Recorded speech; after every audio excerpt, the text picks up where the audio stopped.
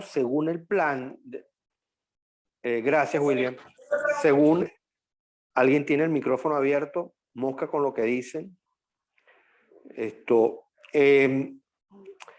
Según el plan de clase, hoy vamos a entrarle a uno de los grandes pensadores políticos del siglo XX y específicamente de Estados Unidos. Estamos hablando de Robert Dahl. Robert Dahl, como digo, fue uno de los grandes pensadores políticos norteamericanos del siglo XX, junto con otros como David Easton. Fue además presidente de la Asociación de Ciencia Política Norteamericana. ¿Por qué estamos viendo a Robert Dahl? Bueno, además de sus credenciales, porque nos permite tener una visión, digamos, integral de lo que podríamos llamar las características de una democracia funcional.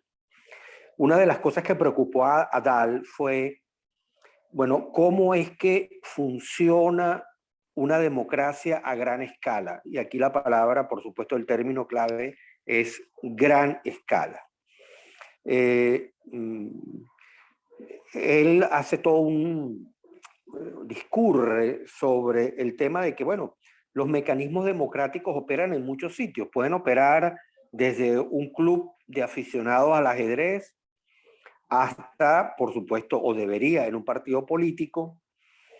Hay mecanismos democráticos, pero su gran, digamos, preocupación es en una democracia a gran escala, es decir, en las grandes naciones que caracterizaron al siglo XX y que siguen caracterizando el siglo XXI, cómo es que funciona una democracia. Y es algo realmente complejo. Ahora lo veremos. Esto se complementará con lo que veamos de otro autor central que lo antecede un siglo, en el siglo XIX, el gran Alexis de Tocqueville. Pero aquí, desde el punto de vista teórico, no es un tema de primero o segundo, esto no es historia del pensamiento político, esto es otra cosa, es sociología política. Entonces, por eso cuando nos hacemos preguntas sobre, bueno, en algún momento habrá democracia en China, las preguntas tienen que ir más allá de lo que llamaríamos el poder fáctico, en este caso el Partido Comunista. Bueno, si es por el Partido Comunista, no habría democracia jamás en China, ni en el mundo, ni en el universo. Eso mismo se lo plantearon la Unión Soviética, todos los países satélites que padecieron ese horror. Les presento a mis perros. Están cuidando mi casa. Así es, así se hace. Bueno, debe ser algún vecino indeseable que pasó cerca de la casa y ellos lo detectan rápidamente. Bien, entonces el tema, como les decía, no es solo, en el caso de China, por poner un ejemplo, no es solo el hecho de que hay un poder fáctico, en este caso un brutal aparato totalitario llamado Partido Comunista Chino, que va a impedir por todos los medios que haya democracia en China y, si es posible, en ninguna parte del mundo. No solamente es eso, sino que incluso las preguntas tienen que ser más complejas. Es decir, cómo un país que literalmente nunca ha vivido la democracia, más allá de un proceso intermedio, muy violento, muy confuso, cuando cae la monarquía china, y bueno, pero realmente estamos hablando de un país milenario, con una cultura muy poderosa, con una larga tradición cultural, en la cual hay 1.300 millones de personas que no saben qué es la democracia. Y eso es una de las cosas que vamos a debatir hoy aquí. Entonces, Cuando digo que los procesos de democratización son muy complejos, no solamente nos referimos al poder fáctico que intenta impedir la democracia, o como en el caso venezolano, sino que en el caso venezolano, en el hipotética situación en donde hubiera un cambio de régimen, el problema es qué hacemos con venezolanos que han nacido, han crecido en una brutal dictadura populista, con valores antidemocráticos, violenta. Ajá. ¿Cómo le decimos? Bueno, vamos ahora a vivir en democracia. Eso no es fácil. Y ponía el caso de China y podríamos poner otros casos similares. Camille está hoy muy radical. Dice, si no ha habido experiencia es imposible. No, no hay nada imposible. Lo que estoy señalando aquí, dificultades. Dificultades que son reales, que son objetivas. Dificultades sociológicas, porque están después las dificultades que provienen del mundo estrictamente político, el poder fáctico. Aquí está Ángel citando, yo no sé si está citando a un alemán que creo que decía que la política era el arte de lo posible. No sé si era el canciller Bismarck, pero en todo caso, excelente cita. Entonces, dicho eso, vamos entonces a la reflexión que hace el amigo Dahl. Dahl plantea varias cosas. Una es que trata de ver en un sentido global el funcionamiento de una democracia a gran escala. Y en ese sentido, él plantea dos cosas. Dice, toda democracia, para que sea más o menos funcional, requiere de dos componentes. Primero, requiere de unas instituciones. Y además de unas instituciones, requiere de unas condiciones, en este caso sociales, sociológicas, como hablaríamos,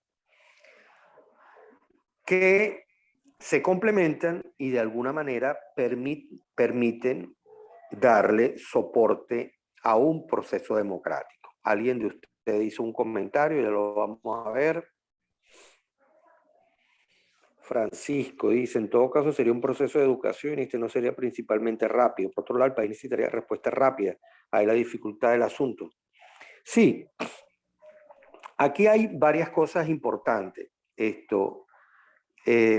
Efectivamente, en el caso venezolano, así como tenemos una parte importante de la población que no ha, como ustedes, que no ha conocido lo que es vivir en democracia, todavía hay millones de venezolanos que conocimos lo que fue la Venezuela democrática, que con sus errores, pero con sus muchísimos aciertos, logró crear una sociedad bastante civilizada y funcional. Entonces, digamos que no estamos en cero. Esto es muy importante, no estamos en cero. Y también es importante un elemento que esto puede sonar cínico, pero no lo es que la devastación chavista ha sido de tal magnitud que un gobierno que ponga a medio andar la economía va a generar un efecto en la población casi que inmediato, ¿verdad? Es decir, la gente va a sentir así como un salto. Si teniendo a 96% de la población en situación de pobreza, de la cual 78 está en situación de pobreza extrema, y por abrir 3 o 4 bodegones en las Mercedes y los Palos Grandes, la gente tiene una sensación de bienestar. Imagínense si simultáneamente un gobierno abriera las puertas de la economía, llegara a acuerdos de trabajo con el sector privado empezara a arrancar y por otro lado se permitiera la llegada masiva de ayuda humanitaria. La sensación sería impactante. Por eso digo que no es un comentario cínico, sino que es que el contraste sería tan brutal que en parte se resolvería ese comentario que está haciendo Francisco ahora. Pero evidentemente quedaría muchísimo, muchísimo por hacer. Por aquí hay otra pregunta, vamos a ver.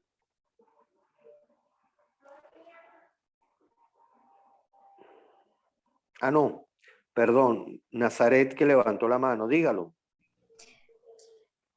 Profe, más que un problema, una dificultad, siento que es como la oportunidad de aprovechar bien en la era de la información, ¿no? Porque, o sea, ahorita se puede consultar en internet cualquier cosa.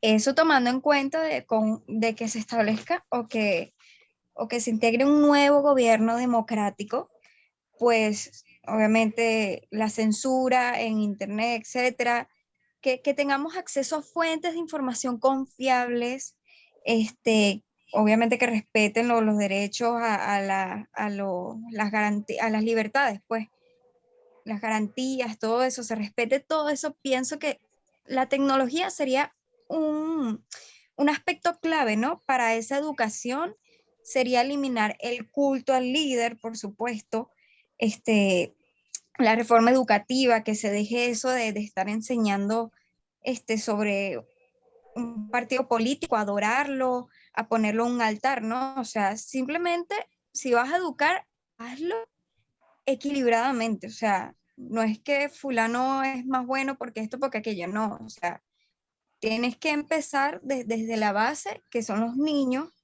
hasta más arriba, reformar toda la educación y, por supuesto, apoyándonos en la tecnología. Creo que eso sería fundamental. No es tanto como un problema, sino como una oportunidad de informarnos mejor y de cambiar las cosas.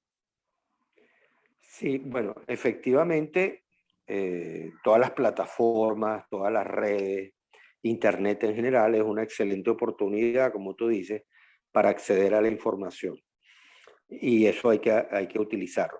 En el caso venezolano, el problema está en que, debido precisamente a la situación de pobreza, es muy poca la población que tiene teléfonos inteligentes para poderlos poner en función de un proceso educativo.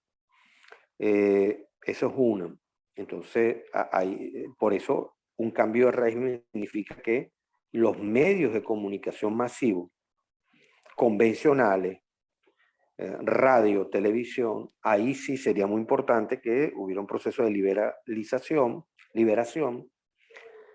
y esos medios que sí llegan a la gente. O sea, en este país todavía la mayor parte de la gente se informa por radio y por televisión. ¿Okay? Es muy poca la gente que comparativamente a la población, al resto de la población que está utilizando Twitter o Instagram o cualquier otra plataforma o navega por internet. Y con respecto a la educación, ahí sí que tenemos un desafío muy grande. ¿Por qué? Porque primero tienes la infraestructura en el piso. En el piso. O sea, al día de hoy, un gran número de escuelas y liceos no podrían dar clases porque sencillamente si abres la puerta y entras, ahí no puede entrar personas. Entonces hay que hacer un trabajo de reconstrucción de infraestructura. Uno. Y dos, aún más grave, gran parte del profesorado se ha ido. O se ha ido del país o se ha ido a otra actividad que por supuesto le permite un mejor nivel de vida. Entonces, sin el recurso humano, el proceso educativo es terrible. Yo conozco un montón de cuentos por mi experiencia a través del servicio comunitario, pero no la voy a contar ahora porque bueno, se haría muy largo. Pero ahí sí tenemos un problema complejo de cómo revertir ese que no es un proceso fácil. Bueno, entonces, volviendo al señor Dahl, el señor Dahl plantea que se requieren unas instituciones y unas condiciones para que una democracia funcione. Y aquí voy a mencionárselas en primer lugar y después las vamos explicando. Tristemente, van a ver que una vez más aparece nuestro caso como una anomalía. O sea, a medida que yo vaya mencionando, ustedes dirán, ah, aquí no hay, aquí no hay, aquí no hay, aquí no hay, aquí no hay, etcétera, etcétera, ¿no? Entonces, bueno, veamos. La primera institución que requiere una democracia, dice el amigo Dahl, es que haya cargos públicos electos. Y aquí entonces empezamos en el gran problema, ¿no? Es decir, los cargos públicos electos en Venezuela no tienen ni legalidad ni legitimidad. Nos queda así como un hilito, y aquí ahora hay todo un debate sobre eso, la asamblea que se eligió en 2015 como la última instancia con un mínimo de legalidad y de legitimidad. Porque la actual asamblea no tiene legalidad ni legitimidad, el ejecutivo tampoco, y así sucesivamente. Entonces, aquí tenemos en nuestro checklist, la primera X. Otra institución fundamental de una democracia para Dahl es que haya, oigan bien, elecciones libres, imparciales y frecuentes. Bueno, no tengo que agregar mucho. Creo que ustedes están al tanto del circo que pasó en todo el país el 21 de noviembre y el mega circo que ocurre en Barinas. Entonces, aquí también tenemos un problema. Otro tema sensible para ustedes, otra institución fundamental, según Dahl, la libertad de expresión. Entonces, bueno, no le tengo que decir a ustedes cuántas emisoras de radio se han cerrado, cuántos canales o han sido comprados, literalmente, como el caso de Globovisión, o sus dueños se han aliado al régimen, tipo Venevisión, Televen, o cuántos han sido censurados, perseguidos, etcétera, etcétera. Entonces, ahí tenemos. Después tenemos otro elemento muy importante, además muy novedoso, y en este sentido Dahl es un hombre avanzado en su pensamiento, es que una nación democrática requiere lo que él llama fuentes alternativas de información. ¿Qué quiere decir esto? Que no basta la libertad de expresión, no basta que haya muchos canales de información, radio, prensa, televisión, internet, plataformas, etcétera, redes, sino que haya acceso a información distinta a la que ofrece el Estado. Y aquí él habla de dos cosas. Primero, el ciudadano debe ejercer el derecho, debe tener el derecho de acceder a la información relativa al funcionamiento del Estado. ¿Ok? De eso hablaremos ahorita con más detalle. Pero es muy importante, ¿ok? Que la persona sepa, digo, mire, yo quiero saber el presupuesto de mi municipio. ¿Cuánto dinero está asignado a mi municipio? Y de ese dinero, ¿cuánto está asignado a escuela? ¿Cuánto está asignado a seguridad? ¿Okay? A eso se refiere Dahl. Pero también se refiere a que otras instituciones generen información alternativa. El caso más notorio, por ejemplo, en el caso venezolano, es lo que ha hecho nuestra universidad en los últimos años con la ENCOVI, con la encuesta de condiciones de vida. Lo que hace ENCOVI es básicamente llenar el vacío de lo que en este país hay un Instituto Nacional de Estadística, INE, cuya labor durante décadas era dar información sobre la situación laboral, el ingreso, la pobreza, la situación económica, demográfica del país. Durante un tiempo, el INE manipulaba la cifra. Cuando ya no podía manipular la cifra, entonces lo que hacía era cambiar la metodología para contar las cosas. Cuando ya no podía cambiar la metodología, entonces cambiaba otra cosa. Y hay un momento en donde la devastación a la que llegó el país fue tal que no había manera de ocultar eso. Entonces, ¿qué hizo el régimen? Sencillamente dijo, ya no doy más información. Ya, no hay. Entonces, digamos que esa información alternativa de la que habla Dal, en el caso venezolano, la viene a llenar la universidad, nuestra universidad, en alianza con otras universidades e instituciones del país.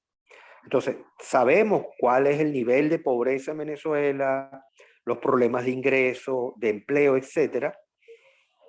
Esos son los think tank o laboratorios, en parte también, sí, efectivamente, así mismo. Entonces, sabemos todo esto porque una institución privada, en este caso nuestra universidad, hace ya varios años tomó el relevo y dijo, no, bueno, nosotros vamos a levantar la información sobre la situación social, laboral, económica del país. Desde hace ya unos años se ha incorporado el tema de la emigración, etcétera, ¿verdad? Bueno, eso es un ejemplo. Hay otro elemento que plantea Robert Dahl, otra institución, que es lo que él llama la autonomía de las asociaciones. ¿A qué se refiere? Bueno, este tema está muy vinculado a lo que vimos en el capítulo anterior con Luis Salamanca.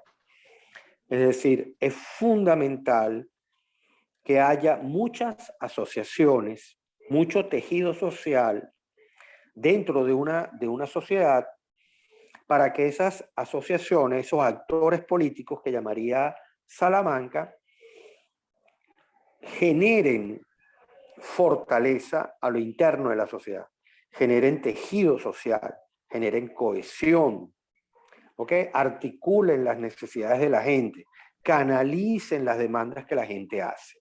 Y para eso es importantísimo que sean autónomas. ¿Okay? Ayer creo que Roselena preguntó sobre este tema en el grupo y bueno, yo le di la respuesta correspondiente. Y por último, tiene que haber, según Dahl,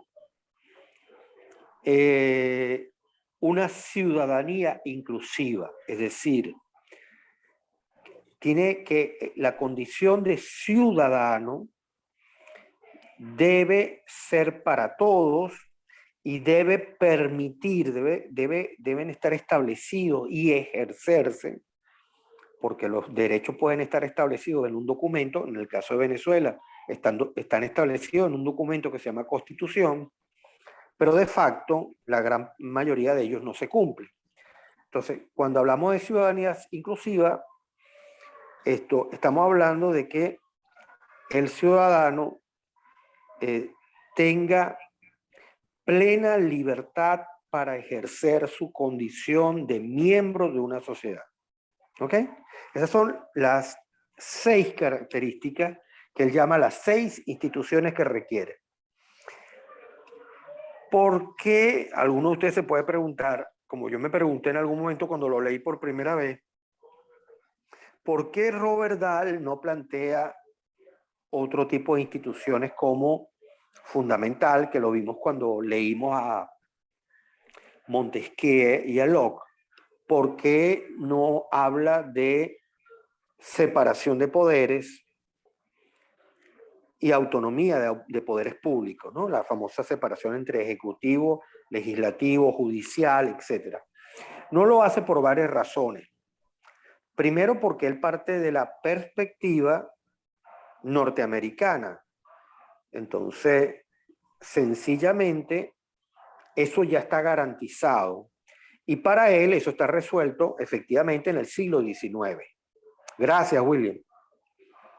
¿Ok? O sea, la separación y autonomía de poderes, esto está garantizado en el siglo XIX norteamericano, así como en el siglo XIX de otros países, pero específicamente de Estados Unidos, está garantizado. Entonces, para él, y ese es el tema que ahora vamos a ahondar un poco más, para él es fundamental centrarse en lo que se requiere para el siglo XX. No que, él no quiere decir que la separación y autonomía de poderes no se requiere, claro que se requiere, pero ya está garantizada. Es decir, forma parte de la tradición histórica de esa democracia norteamericana. Y entonces, cuando habla de estas 6 instituciones, se refiere a 6 instituciones que, digamos, van de la mano con el siglo XX. Bueno, ya nos quedan pocos minutos. Entonces, antes de dejar la cosa así como suelta, vamos a pararnos aquí y nos vemos en unos minutos. Yo les escribo por el WhatsApp para retomar la clase. ¿Ok? Muchas Vale, profe. gracias. Chao.